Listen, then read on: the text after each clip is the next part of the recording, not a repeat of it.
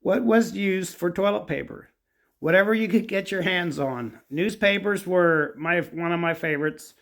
The old paper feed bags were not quite as pleasant, but they would work. I've used those a lot.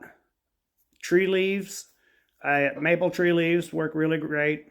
I do not recommend using corn leaves. I have used those before, and I will do not recommend. Those will likely result in a rash.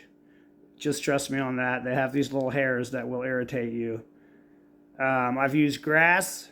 Actually, in our schools, we always had toilet paper because there was only one teacher, and I think it was just more convenient to have toilet paper there.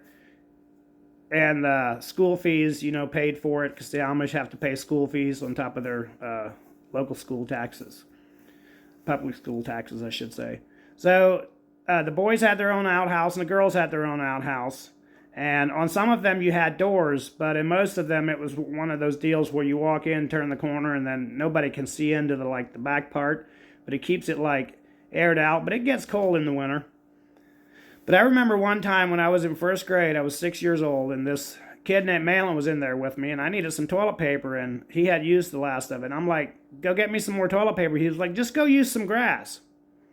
So I, waddled outside with my pants down, I do believe, and grabbed a handful of grass and a couple handfuls, and I was walking back in, and he sees me, he starts laughing and running to the schoolhouse, yelling at the other boys to come look at this little kid who's out here, and I'm like, well, I wasn't going to pull my pants up. I hadn't wiped yet. I didn't know what to do. I felt very betrayed by Malin because I felt like, he set me up for it, and then he was just laughing at me instead of trying to help me. But, around home, it wouldn't have been a big deal to use grass, because I was always outside or by the barn. And, we didn't have a bathroom in the house, so it was just second nature. The outhouse was on the other side of the house from the barn where I lived when I was a kid. And, it was more convenient just to go back in the little woods or stay in the barn or something like that. Now, some people used to use corn cobs back in the day, from what I've heard. I never had to do that, thank goodness.